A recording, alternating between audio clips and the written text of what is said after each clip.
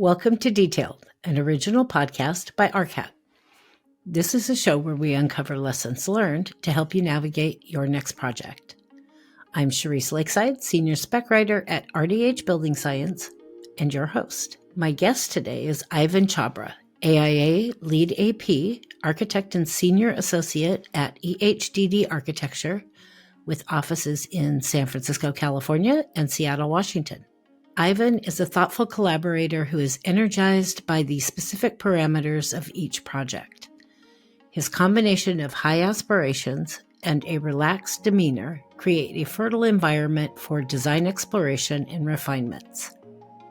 Informed by a generalist mindset and an ethic of making, Ivan is as comfortable questioning underlying project assumptions as he is diving into the details of its implementation. Drawing on a range and depth of experience, Ivan seeks a precise yet relaxed architecture imbued with a sense of its time and place, and creating a positive impact for the people it serves. The project we will be talking about today is the UC San Diego Design and Innovation Building in San Diego, California. The Design and Innovation Building at UC San Diego is a vibrant hub for creativity and entrepreneurship, reflecting a forward-thinking vision of multidisciplinary collaboration. Its structure is not tied to any single department, enabling students, faculty, and visitors from diverse disciplines, ranging from engineering to visual arts, to engage in a dynamic environment that fosters ideation and engineered serendipity. Now, let's get into the details.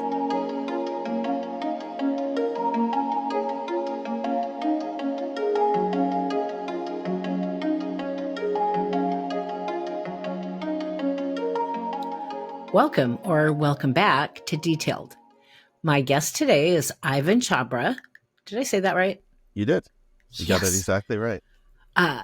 AIA, Lead AP, Architect and Senior Associate at EHDD Architecture, with offices in San Francisco, California, and Seattle, Washington. I feel like I'm in the middle of that sandwich. I'm in Portland, Oregon. There you go. Right down the coast. The project we're going to talk about today is the UC San Diego Design and Innovation Building, the very cool Design and Innovation Building in San Diego. Ivan, welcome to Detailed. How are you?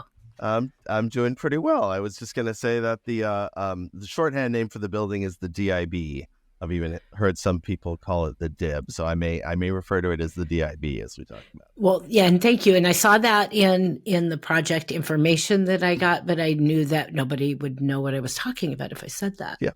So I thought I should probably call it by its right name. But thank you for telling our listeners that. So now that you don't have to say the big long name every single time.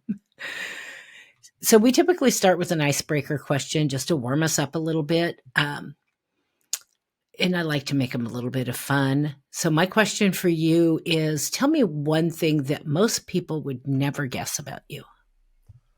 Well, even though I grew up mostly in the United States, I was actually born in Singapore. And the last 2 years before my family moved here to the States, I lived in Papua New Guinea as a kid. So not usually something people guess until I tell them about that. I have to honestly say, in my maybe more than a few years in this lifetime, I have never met anybody that said that to me before. So I would have never guessed that about you. That great answer.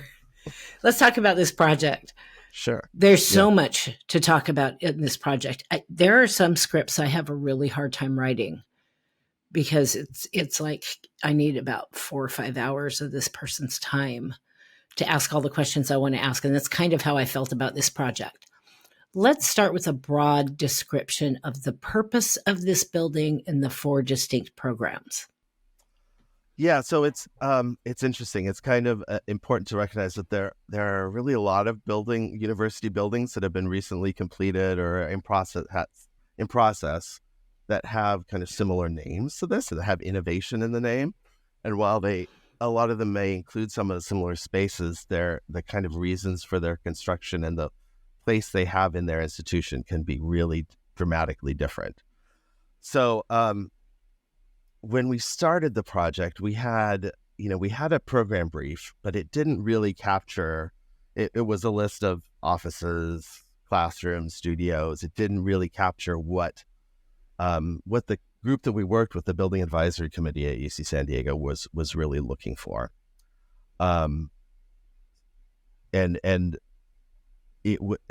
the building is it doesn't belong to any department or school at the university. It's really kind of a resource for the whole university community, and kind of trying to spur this kind of culture of innovation and provide support for kind of more self-directed innovation to students from throughout the university, both undergrad and graduate students. So in kind of working with that building advisory committee, that's where the kind of real purpose and organization of the building started to emerge.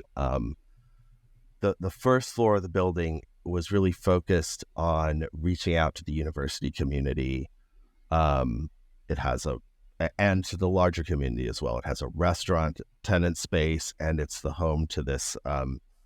There are a couple institutions at the university that kind of, this was going to be their new home, the pre-existing institutions. And one of those was called the Basement. So it's an incubator for students from throughout the university who want to either start a business or develop an idea. And it has faculty to support that. It has people coming in from the business community to help support that.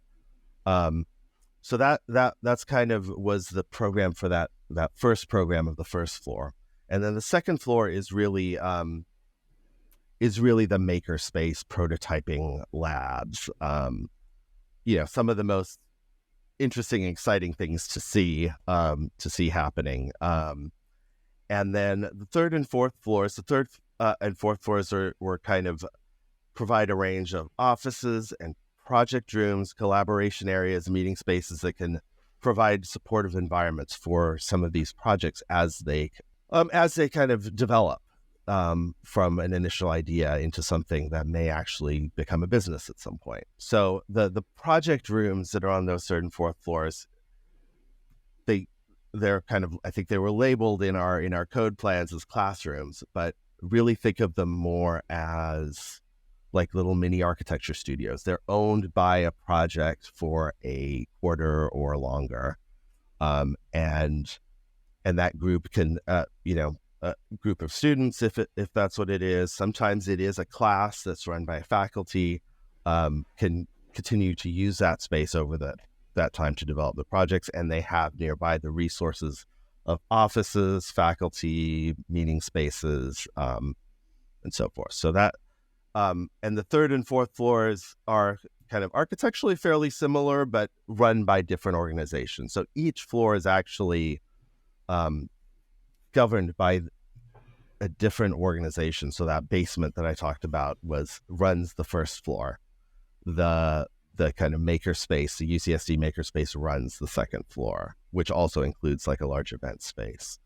And then the design lab, which is another kind of pre-existing institution at UC San Diego, runs the third floor, and they're really focused on kind of empathic human-centered design.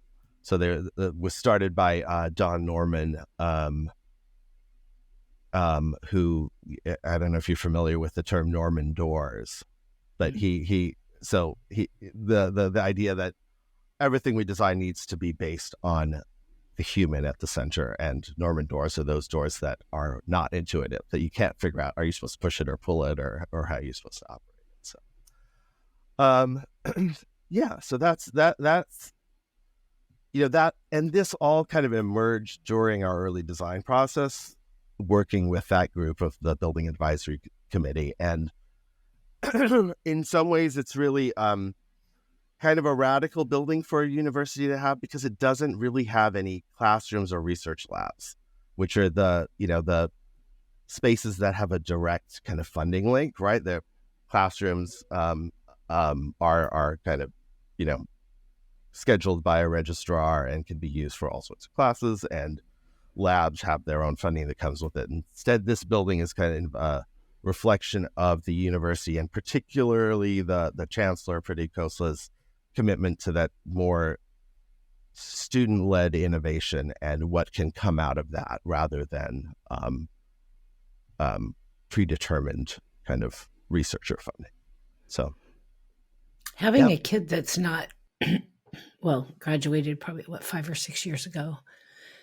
I love that concept of having a basically studio space that, a group of students can come together and actually, reserve that space for a period of time to get through a project rather than just reserve it for a couple hours to try to work on something. And I can see how that could really promote more innovation, because you can kind of set things up and continue to work on it for a while instead of having to set it up, take it down, and have those breaks in your flow.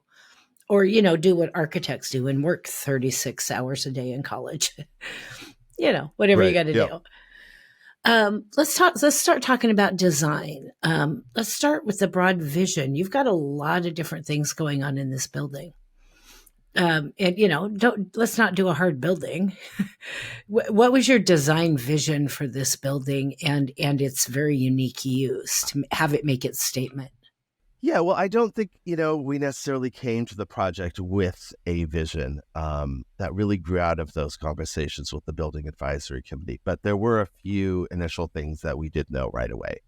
The site is a really prominent one, and that has to do with the fact that it is opening at almost exactly the same time as the building was the extension of the Blue Line trolley in San Diego. So this actually connects all the way to the border in San Ysidro.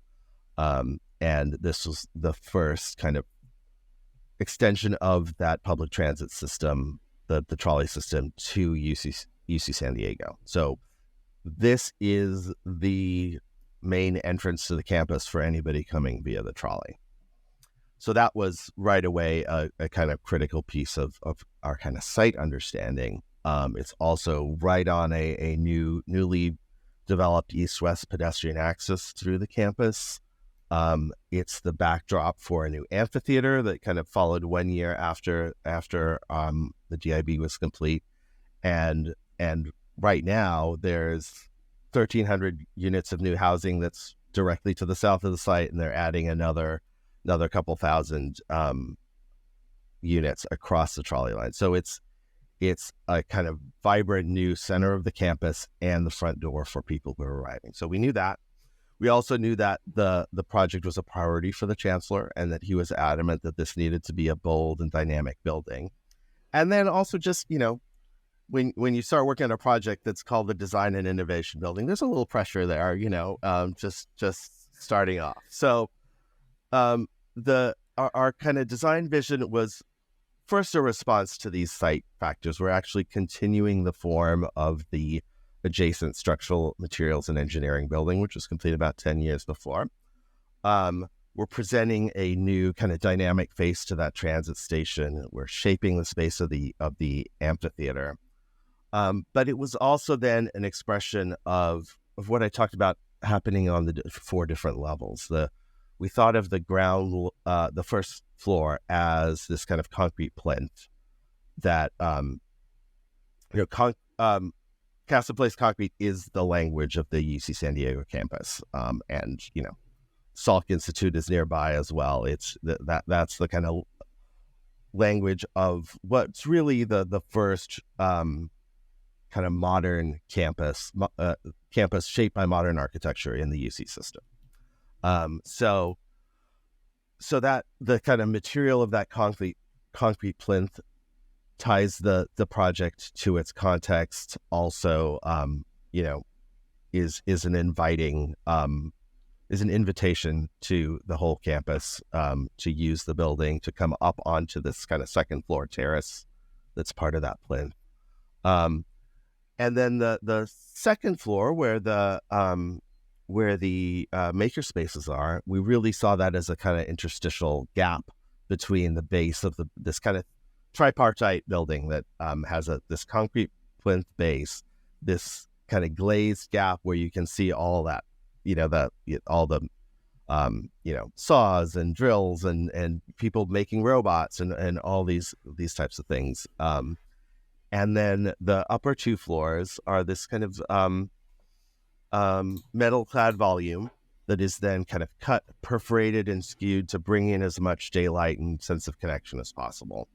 And at the same time, that kind of cutting and perforating and faceted, serrated building form starts to catch the light in different ways throughout the course of the day. While still, we had budget constraints on the project, and so we needed to make sure that, for instance, where we have this metal panel cladding, it's all the same metal panels, but because they're angled, they catch light in different ways. So it brings a sense of dynamism to the facade. You had a couple of terms in some of your project information that piqued my curiosity. So explain to me what, quote, resourced flexibility and engineered serendipity.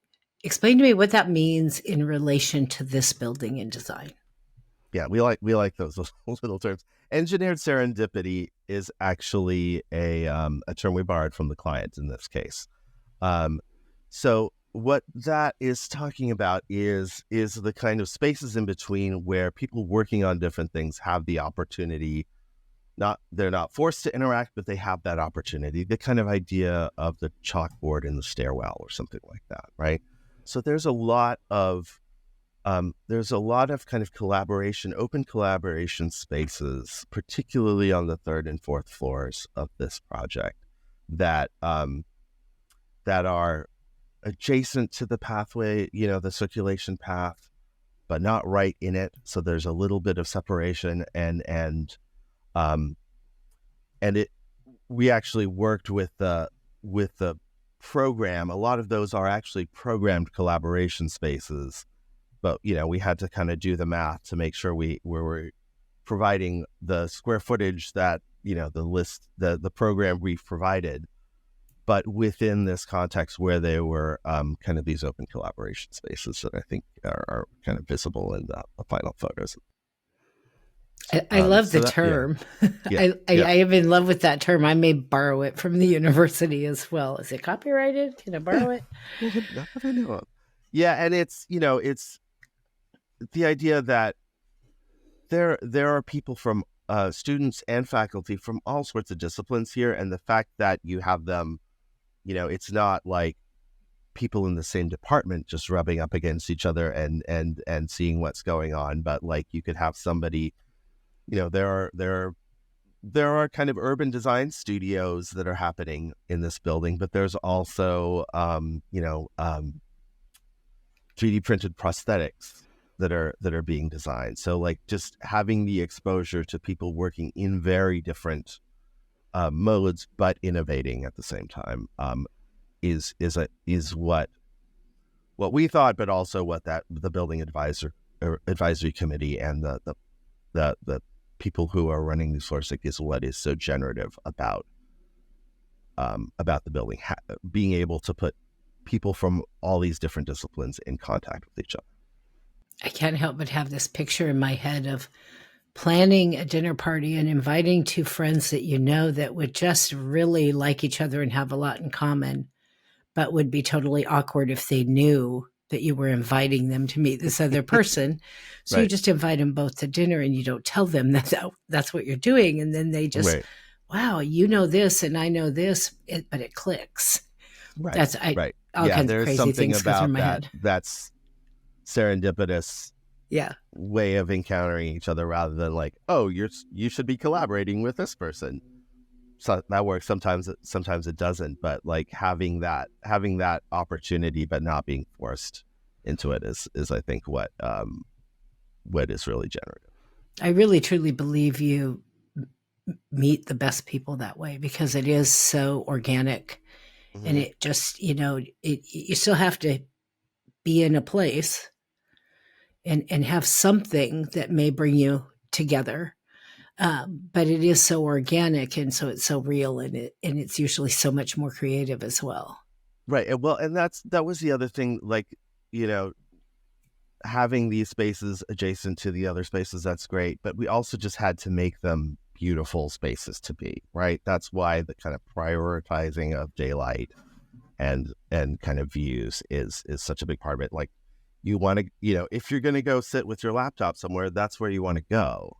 So then you have that opportunity, rather than, yeah. So, speaking of the Building Advisory Committee, Mhm. I was really excited when I started reading your description and you started talking about your collaboration with them using VR, Mhm. virtual reality. People, in case somebody doesn't know by this day and age what that Mhm. is. Um, it just, I mean, it's not like it's the first time I've heard about VR being used, but it just sounded really unique and very impactful. So I'd like to hear a little bit more about that. Sure. Yeah. I mean, I think this was, from our office's point of view, even internally, the first time we really extensively started to use VR. I mean, all of our internal pinups were done, in via VR. So we'd have the principal in charge come in, put the goggles on. He was like, "I can only take this for like 5 minutes." So we quickly kind of run through some different options. Um, and um, and so we that was really productive from our point of view. Particularly, I'll say that I think it was particularly effective for us on this project because the geometry of the building is a little more complex. You don't quite, you want to. It's not as clear what the relationship between the spaces are, and particularly as we were working on this um, open stair that connects 4 levels and trying to get a sense of what you see as you're going up the stair and the sense of connection between the different spaces. It was really helpful to be able to do that in VR versus trying to just output still views and get a sense of it. So because that was effective kind of with our internal team, we decided, particularly because this was a pretty sophisticated building advisory committee, sometimes we wouldn't want to show things that are in progress as much, just because there's might be a lack of understanding of like, well, is everything really white, or is, but we had a pretty sophisticated building advisory committee here that, were in some way or another designers. And so we felt confident they would be able to kind of see past the kind of in process state of the model that we were looking at. It is, so they had what they called a cave, which was a room with monitors all around that could be used for VR. So we worked with them with that. It is difficult, with a large group. Like, how do you do that?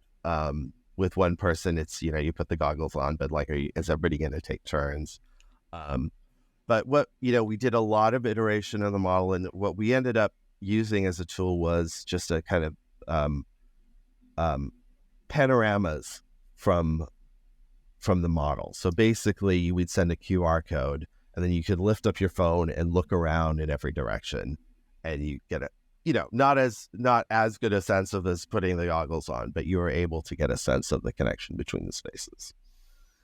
I love that because I'm a very visual person, and I'm not. I have to, even dumb stuff like decorating my house. I don't know how many times I have purchased something I thought would look good somewhere, and it's like, oh, that's going back to the store. That totally doesn't work. I have a hard time visualizing it in my head, and having something like that where I can actually see it, Yeah. put together is a game changer. For me, and I'm sure there's a lot of people like me. Not everybody's an architect where you can have this, vision in your head that brings it all together. And I did public work and school work for well over half of my career. And I know what it's like working with a large committee and getting to where you need to go. And I could see how that would make that process probably a lot more efficient and moving along. Yeah, I know a lot of I think a lot of the things we need, there were spaces that were pretty straightforward to figure out, but I think there was a lot of conversation about these kind of collaboration spaces of like, are people really going to be there? What's it going to feel like to have somebody walking by the corridor? Is that somewhere you're going to want to be? So I think being able to make that more three-dimensional was a part of getting to a consensus on those spaces. So I And they happen to, really are okay. used that way now. So Well, that's that's the the goal, purchase. right? Yeah. It worked. Yeah. Yeah. So I know what CMAR is. I do a lot of project delivery teaching, but your project description called it ICMAR. And so for me, I need to know what ICMAR is and tell me about that process and how that may have influenced your design.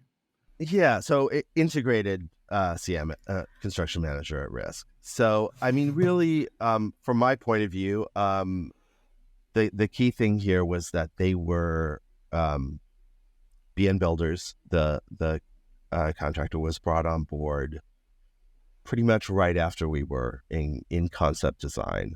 We were part of the interview process for bringing them on board, and we immediately started getting cost and constructability feedback from them. And two of the really critical decisions early on that made the project successful were structural system and cladding systems. So we looked at steel and concrete primarily, and ended up with a concrete system. Decision was made early enough at that point where really the geometry of the building is only possible because of it being a concrete building. It's a primarily a 10-inch thick post-tensioned flat concrete slab system, and that's what allows the kind of jiggy-joggy perimeter of the building to work. It also, as you look, one thing I've done with this building when I'm looking at the plans is just overlay all 4 floors. The third and fourth floor are fairly similar. The second and first are a completely different floor plan. The corridor is in a different location. It would be hard to describe the building as having a structural grid, though we did draw grid lines. But the kind of placement of the columns, which go all the way, they're all 4 floors, are kind of opportunistic in terms of how they fit within those 3 very different floor plans that they're going through. And that wouldn't have been, that kind of complexity in geometry would have been very difficult to do if it were not a flat slab concrete structure. So that was and that was largely a kind of cost, schedule, constructability issue, and also the predictability of pricing as well of the concrete, and versus steel. And then the other kind of cost-based decision early on was that we would be using a profiled metal panel system for the primary cladding, at least of those upper floors, with mostly a storefront infill for a lot of the windows, particularly the office windows. So that we came to that decision, and that guided. We determined with the contractor there that we could do a custom profiled metal panel as long as we stuck with one custom profile.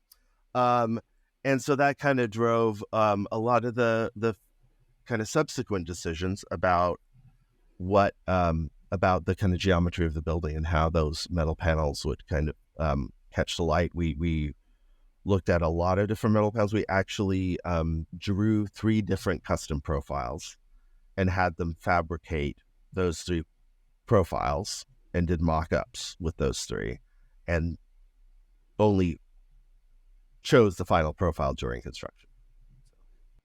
So do you think that the jiggy joggy, I wrote that down while you were talking because I didn't want to forget, that you could have achieved that shape without, because it sounds like the process is basically integrated project delivery and construction manager at risk, got married and had a baby, and it's ICMAR. do you think you would have been able to achieve the building you have now in a traditional design bid build process, and been able to, because we know what construction costs are like these days? Yeah, I think it would have been a hard sell. I think without bringing the without the contractor being on board with that process of the development of those decisions, it would have just looked very expensive. And it wasn't very expensive. It wasn't particularly more expensive. Obviously there's a level of complexity that's added by that geometry, but there's nothing that's particular. There's nothing that's particularly different because of the geometries, since we did have that post-tension concrete system. So, and actually, I'm sorry, no. some of the prettiest technical drawings are the kind of post-tensioning drawings, the post-tension slabs, and how those within this kind of, this complex geometry, these kind of fluid lines of the tendons kind of run through the length of the building. So my next question was leading right into the jiggy joggy. I love I'm going to use that for months probably now. I love the unique look and shape of this building. I love those big glass folding doors on one part of the building. Mm-hmm. Let's, you just talked a little bit about the building exterior design. Mm-hmm. Let's get into a little more detail here. Including the roof, because I forgot to add that in here. And I'm curious, so many people are putting amenity spaces on the roof, and I have no idea what's going on in the roof. Describe your exterior design, kind of your enclosure design, and what you were trying to achieve. Because I know this is a LEED Gold, which we'll get into in another question later. So I know that you're looking at sometimes how tight your building is a little more closely. Mm-hmm. When you're doing a sustainable building. So tell me about the building exterior design. Yeah. So, we're definitely lucky here with this project to be in a pretty mild climate. So we actually, we are, so in terms of project delivery, I should go back to say that the MEP systems were design build from kind of 50% DD on, but we had Point Energy Innovations, our kind of basis of design mechanical engineer, was also doing our energy modeling. And, we really determined, we looked at, we actually have kind of, but what we don't usually do or see very much these days, exposed undersides of the concrete slabs at some of the perimeter where we have the ins and outs jiggy joggy building profile. But they looked at that. They looked at our kind of typical wall assembly, which is pretty straightforward. It's a 6-inch metal stud with gyp sheathing and then furring and the metal rain screen metal panels. What they really found out that it was not cost effective for us to insulate those little bits of concrete slab that we're extending. Wasn't cost effective. Our biggest bang for the buck was a high performance glazing system, and so we don't have exterior insulation on the building because we were able to just get to the performance modeling. We were able to make it work with a pretty, because of the mild climate, with a pretty simple systems, which reduced the cost there, and then just making sure that we had a high enough performance glazing systems, and shading where we needed it as well for those glazing systems. So are there what kind of roof are there amenity spaces up there, or is there are not? No, it is really pretty much all mechanical equipment on the roof. So we have a the same metal panel cladding. We have a perforated version of that that's set back a little bit on the roof that encloses almost the entire roof. There is particularly with some of the spaces on the second floor, there are very high ventilation requirements because of shop spaces and fume hoods and things like that. There's also the restaurant on the first floor, which needs to exhaust all the way up through the roof. And then the mechanical system is taking hot and cold water from a central plant, and that equipment's pretty big. So it's pretty full up there. Yeah. Well, thank you for hiding it. And anybody who has listened to this podcast has heard me say probably more than once that nothing irritates me more than looking out a window in a building to another building that's at a lower level. Right. And seeing mechanical equipment. Yeah. It doesn't have to be a beautiful amenity space. I don't want to see the equipment. The roof space that we're using is really that second floor terrace space, because that first floor is larger, and that the second floor terrace, the prototyping labs open up with those big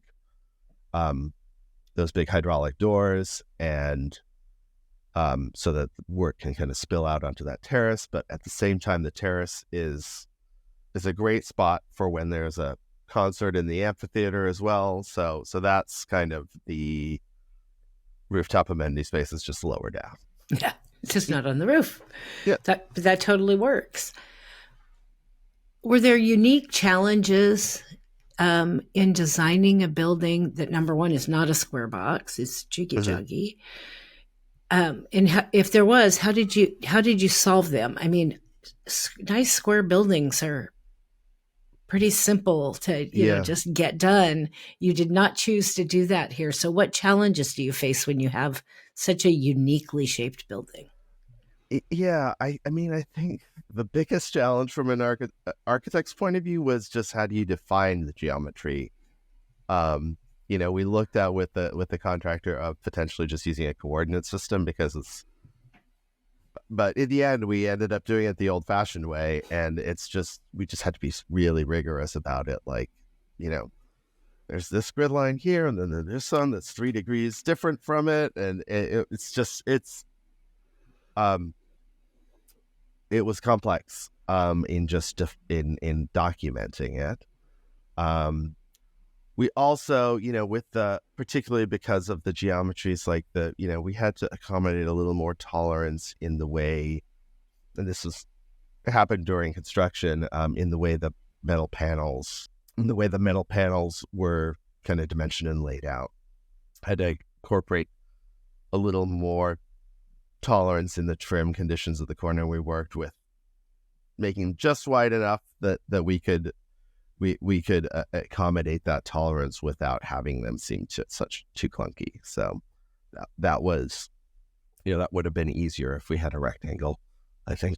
I don't think there's any one big challenge other than that. It's just all the little, you just have to pay attention every time, right? It's like, is that a 90-degree angle, or is that a one thing that degree? Popped in my head with that question when I was writing the question is I happened to do a 6.5-year stint in MEP engineering.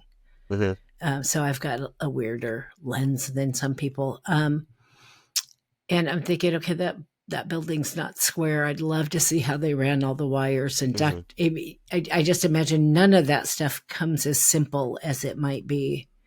Right. All the ceilings aren't in the same places, and things turn and intersect.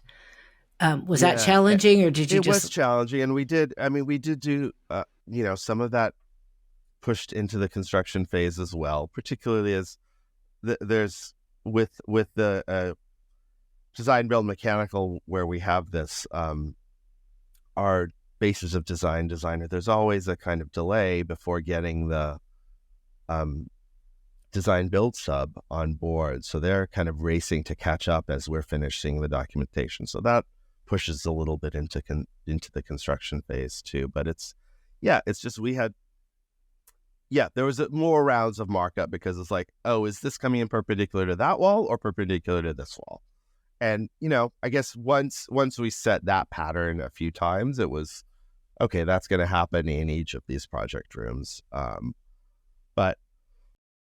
But yeah, that's certainly an issue. I mean, but we also, I guess the other thing that I would say about the project is that other than like the main event space and a few other key spaces, we tried to keep the kind of aesthetic as rough and ready as we could. We saw this as being a workshop type of building where the people who are using it have some agency, and it's not like, oh, this is a finished, pristine thing. So that said, you still want to clean it up to some degree. You're even though a lot is exposed in this building, but yeah, there's still that extra level of at least making sure it's a little organized and calm and not just things going everywhere. Yeah, absolutely. So I'm going to skip this next question, actually, because you answered it in the beginning about the design and build, the DIB being the front door to campus. So I'll skip over that one. So one of the questions I hadn't asked you yet about was there any site work that you had to do? Could you, like you mentioned, there was going to be an amphitheater later. You've got this building going in. What did you do around the building? To kind of make it what it needed to be. Yeah. This is an interesting project for us in that we really didn't have a site under our contract, but there was a concurrent project going on to design all of the kind of public realm, including the amphitheater around the building, which started earlier and finished later than our project. And that had its own, Softy Rabinus was the architect for that public realm scope, and OJB, the Office of James Burnett, was the landscape architect for that. And again, not technically part of our project, but we particularly early in the design phase talked to them a lot and made sure that I think that the kind of geometry of the amphitheater ended up being a little more influenced by the angular geometry of our buildings as we collaborated. And then we obviously had to, like, at the specific points of connection, like around the restaurant, terraces, and right at the building, we had to make sure we were coordinated with them. But it was technically not part of our project scope. But that is a pretty large kind of re-envisioning of this whole kind of quadrant of campus that is happening at the same time that we wanted to make sure we were supporting it with our building. So, well, it sounds like a pretty smart move on the owner's part to have that happen a little bit later, so that it could be informed by this building that's the front door to campus, and not trying to do it at the same time and then look at it later and go, oh, if we would have actually kind of seen how that was all going to come together, we might have done this differently. The timing of it did seem to work out pretty well. We were able to kind of respond to the larger concepts that they had started with earlier on, just the big picture, like the continuation of this axis. And then they were able to respond to the more detailed things that was going on with our design. So yeah, it collaboration is king. About that, yeah. Okay, let's go inside. Let's go inside the building. And I'm going to do this interview a little differently than I normally do because this building is so unique and the spaces are so different. So we're going to go floor by floor, starting with the ground floor, which I love that that's called the basement. Why it's called the basement? It used to be in a basement, but now they have reached the daylight. Yeah, just the whole concept of being in the basement and working your way up in the program on that floor, I love as well. So tell me about the ground floor. What's going on in there? Tell me about some of the finishes you used, in more detail about the spaces on the ground floor and what you did to make them feel and look the way they need to for what's going on that floor. Yeah, I mean, again, the primary program of the ground floor is that basement and the restaurant. And those are both spaces that are primarily accessed from the exterior. So the lobby of the building is really about getting you to the stair or elevator and up the stairs. And we have just 2 elevators in the building, one of which is kind of a freight elevator that can take larger equipment. And really trying to prioritize 4 floors. You can still walk up 4 floors. It's not like it's an 8-story building or something. So, um, so um, the lobby is really about kind of access to the stair. It's not a huge space at that point. And then it's both the restaurant and the basement again have these big open hydraulic doors that open up to the kind of to the west, to the kind of entrance off of the amphitheater. I mean, the finishes of this building are pretty straightforward. There are some particular places, and this doesn't happen on the first floor so much, but happens in the event space on the second floor. Sorry, I'm jumping around, not following your floor by floor description here. But and then in some of the third and fourth floors, there's the introduction of some wood paneling, which still follows the kind of serrated profile that you see in the metal panels on the outside. That's kind of ended up becoming a theme of the kind of articulation of the building. It's like taking what the metal panel profile with the serrated profile that we had developed, that is kind of reflects the serration of the building at a larger scale, but then gets introduced in a bit more refined way in the interior, both as and a lot of those are actually micro perforated acoustical wood panels. But the first floor is there's not a lot there other than glass, whiteboards, white sheetrock walls, and concrete. And then those big opening doors. It's really about those bigger gestures. I love those doors. Yeah. They jumped off the page. Okay, so maybe instead of going through the other 3 floors, why don't you instead describe for me a couple of the unique spaces? There's Makerspace, there's Design Labs, there's this Entrepreneurship Center. A couple of unique spaces that maybe challenged you a little bit. Yeah. Well, so I think it's worth kind of going back to the kind of idea of like, what does it mean to design for innovation? And in our work with the Building Advisory Committee, and a lot of where we ended up from those conversations, other than this kind of engineered serendipity of the spaces in between, was that the spaces needed to be pretty non-specific. Generic is another way of putting it. But we don't know how people are going to need to innovate in 20, 30 years, right? So the idea, that's the kind of going back to the term resource flexibility, right? A generic, well-proportioned, well-daylit space. We're not talking about lab spaces with really specific requirements. That is really most of the kind of key spaces of the building. They're not that specific. The places that are specific are the shop spaces, certainly. So there is a metal shop, a wood shop, a CNC milling room, spray booth off of the wood shop. There's an electronics lab, and a digital fabrication lab. Those are the really specific spaces on that second floor. And then there are 5 prototyping labs, that some of which can be connected to each other across the hall from them.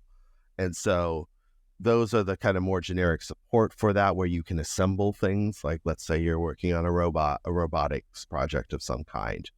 You may need to fabricate some metal components or that you do in the metal shop. You may need to do some electronics stuff in the electronics lab, and then you can bring those into one of the prototyping labs to do more of the assembly, and there'll be hand tools would be available in that area. So that's really the more specific spaces. But once you go up to the third and fourth floors, like, there are those project rooms, And then the idea is that each of those project rooms is close enough to a kind of band of offices that there can be faculty or grad student support of people who have offices there. There's meeting rooms that are close by, and there's collaboration space that are close by. And so it's, there's nothing, the innovation is in how they use the building, not necessarily in what the building actually is, right? It's pretty straightforward. I mean, the geometry is not straightforward, but the kind of use of the spaces is pretty straightforward. Well, I think it's pretty innovative to be able to put a building together that can be that flexible. I mean, I don't know that that's always so easy for architects. They want to make it into something. And I think that it's a testament to your firm that you not only made these spaces very flexible and can be used in a lot of different ways, but you stayed true to the owner's needs rather than maybe an architectural vision. Yeah. I see less and less of it these days, of the architectural ego kind of thing. I mean, back when I was younger in the industry, it was rampant. I need to make a name for myself. I need to make a statement. But at the end of the day, that's not our job in this business. Our job is to give the owner what they need. And so I think that's pretty innovative all in itself, to be perfectly honest. What would you say that is your favorite, most unique or innovative piece or part of this building design?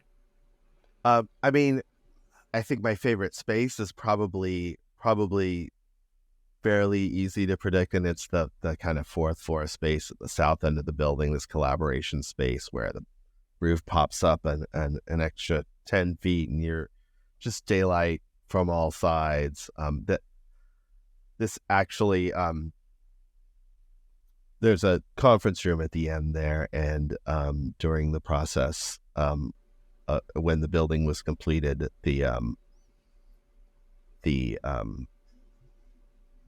the chancellor actually decided that he wanted that to be his executive conference room for. So that was a change near the end of the project, but it's just great to be kind of at the south end there. You have a great view. You see it. You have daylight from all sides. It's a great space. I was gonna say one of the kind of complexities that we ran into and had to deal with, and this is kind of getting into the more technical parts of things, was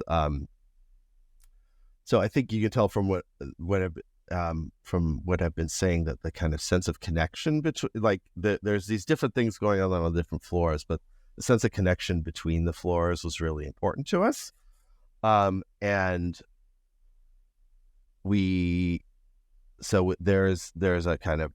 in the third and fourth floors, there's an opening in the fourth floor, a skylight above, kind of bringing light deep into the heart of that area. And then there's a connection at the main stair, but we didn't have the budget to do like an atrium, full-blown atrium. So what we ended up working with our code consultant, which was the fire consultants, Jeff Maddox at the fire consultants, and the fire marshal for the university, is figuring out how to what we ended up doing was, on the second, third, and fourth floors, having a horizontal exit, a 2-hour wall between two portions of the building. So two exiting portions of the building, even though the building as a whole, the type 1 construction, it can be as large, has an unlimited floor area. But so we made that to partition off the 2-story connection between the third and fourth floor, and then the 4-story connection at the stair. And then for the stair, we used the allowance for an open exit access stair, which allows for connection of multiple floors, but with a limited floor area opening for the stair. So you can have it be, I believe it's the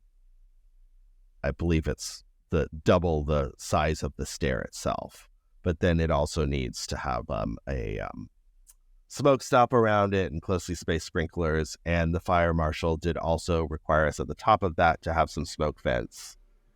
But that allowed us to just have these two main stairs. One stair that's a traditional concrete enclosed fire stair at the north end of the building, and then this open stair at the south end of the building, to connect, to have that experience of connection and seeing what's going on the different floors. So that took kind of a few rounds of going back and forth with the fire marshal and figuring that out, because that was critical to us. If we had to just have two enclosed stairs, we wouldn't have had, we didn't have the space to have three stairs. We didn't have enough square footage for that, and we didn't. We wanted to keep that sense of connection. It's funny. I've had a number of podcast interviews recently where there was a big open stair. And I hear more stories about dealing with code officials with these big open stairs. It's like, okay, lesson learned, people. If you're doing a big open stair, talk to your code officials really early. Yeah. Because if it goes to the point of being an atrium, there's a lot more cost involved in the smoke control system. I can imagine. So this building is certified as LEED Gold. Congratulations, by the way. What are some of the things you did to achieve that? Well, I mean, I guess I would say that, we in most of our projects consider that a baseline of where we are. So, we certainly have all the specifications that we would that would get us there on pretty much every project we do. I think this is the particular strategy that's different here, and it's because we had that early decision to go with a concrete structure, is that we're using type 1L cement for this project, which is a higher limestone.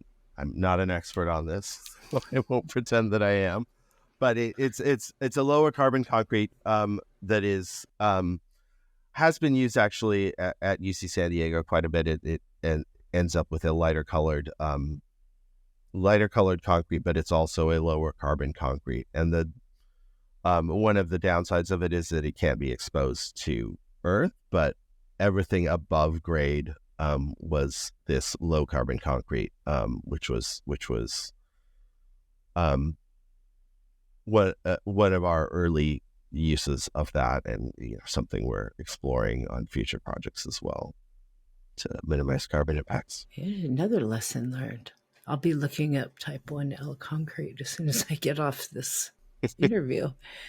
We're going to go into a couple of my favorites, lessons learned questions. Mm-hmm. So let's start with design. I think that solving problems is our best teacher. Problem solving is our best teacher. And as you work your way through it, you usually end up learning a bunch of other things in the process. What would you say was your biggest lesson learned from the design aspect that you'll take away to your next project and it'll make you a better architect on the next project, or an even better architect on the next project?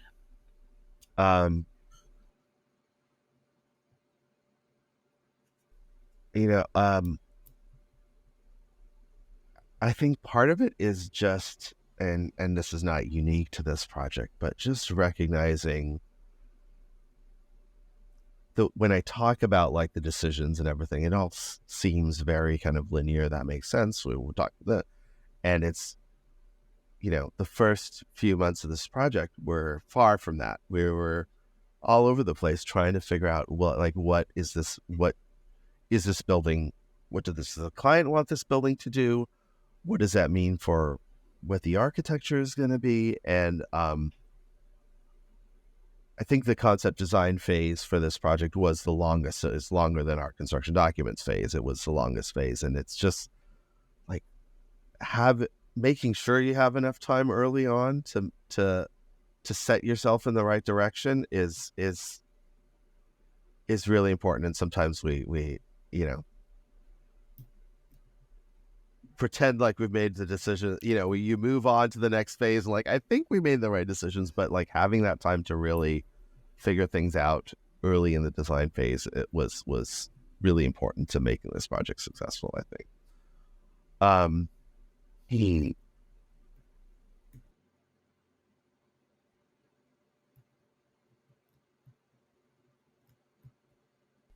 No, That's good. not Okay. sure. Yeah, I'm not sure I have any other answer for That's that okay. right now. So I have never met a project that didn't have a good construction story.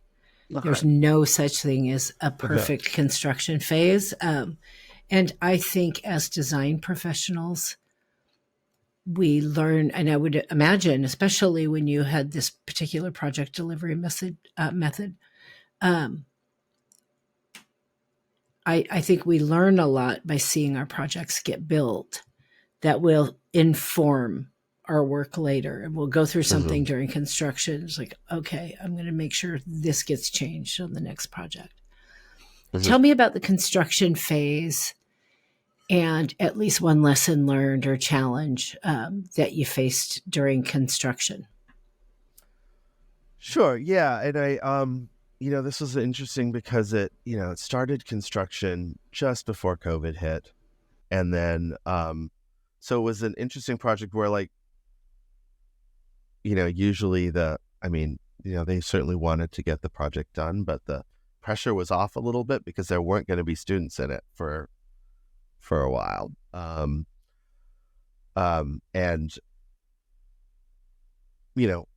because of COVID, we had limited numbers of times, limited site visits, did a lot more remotely than we probably would have done otherwise.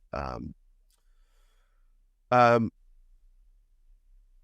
I think, there was the fact that we had the kind of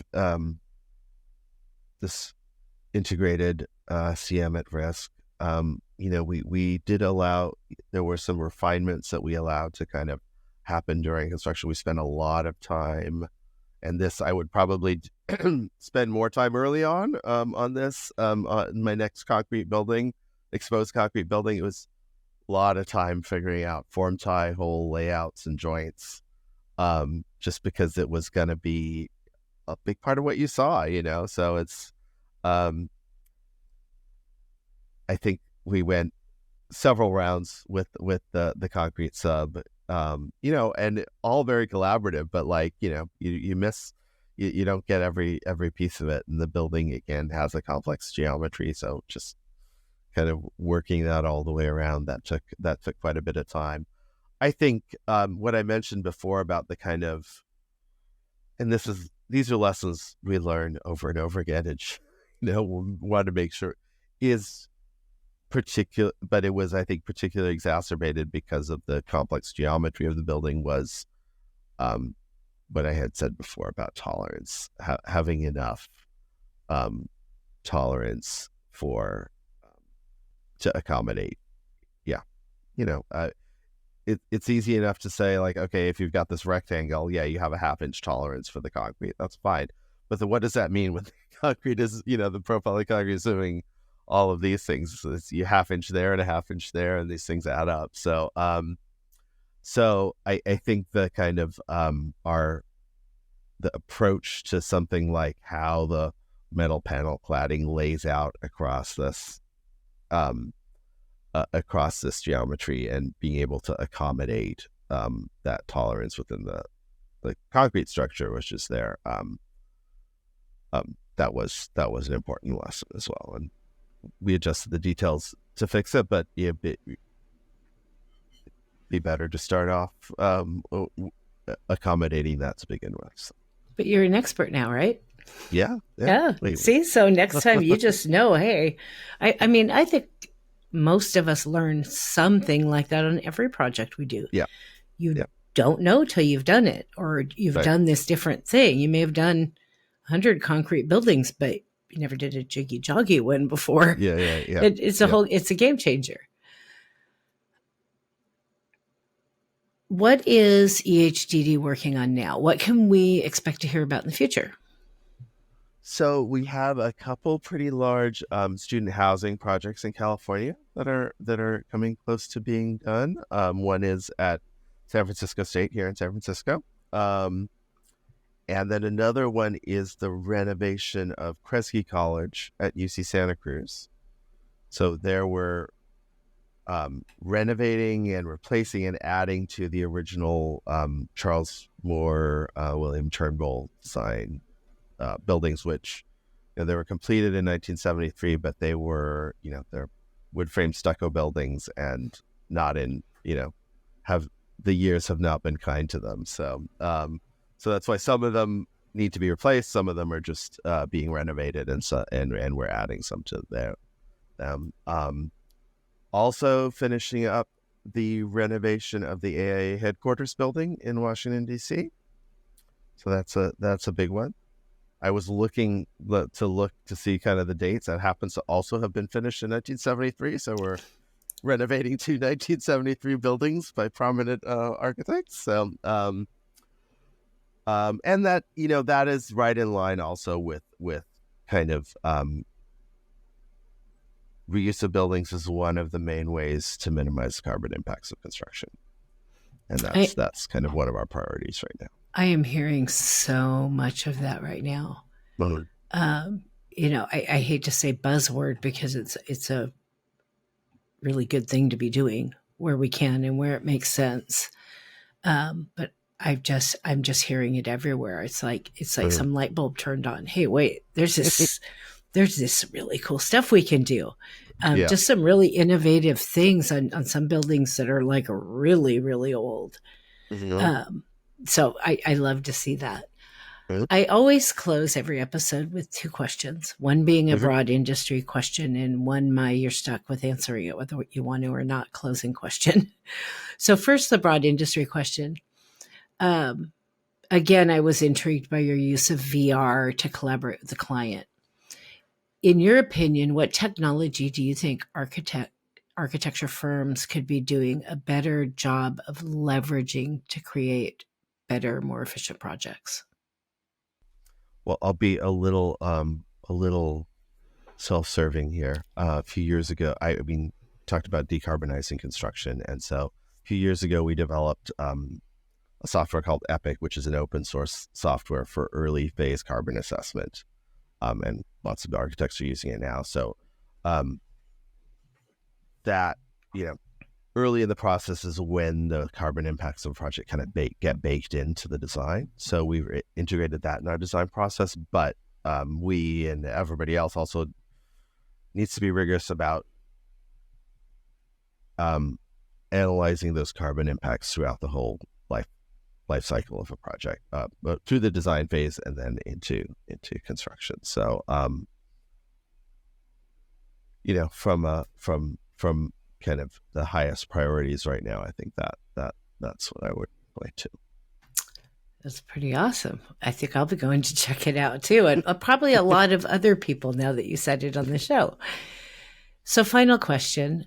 We all, I think, hope to live a life that leaves some kind of contribution to make the world a better place or to make an impact. Personal or professional, what do you hope your impact will be? Big question. I think probably like most parents, the most important thing to me is to raise confident, happy kids who can, in their turn, make the world a better place. But from a professional point of view, I've certainly the projects I've chosen to focus on are ones that have kind of a public benefit, that take advantage of their particular place in the world and then bring people joy in some way or another. And but I guess I'm almost more shifting in terms of what I leave behind is like being more focused on my role as helping to train that next generation of designers to do those same things. I think that is in some ways a bigger impact than the individual projects. So having been and am a mentor regularly, I don't disagree with you. Ivan, This is a fantastic project. You have been a fantastic guest. Thank you so much for joining me today and taking time out of your busy day to share this great project. I hope you'll come back and talk to us again just call me. Hey, Cherise, I got this great project. Let's talk about it. That's all you need. Thank you again. Awesome. It's been lovely. Thank you.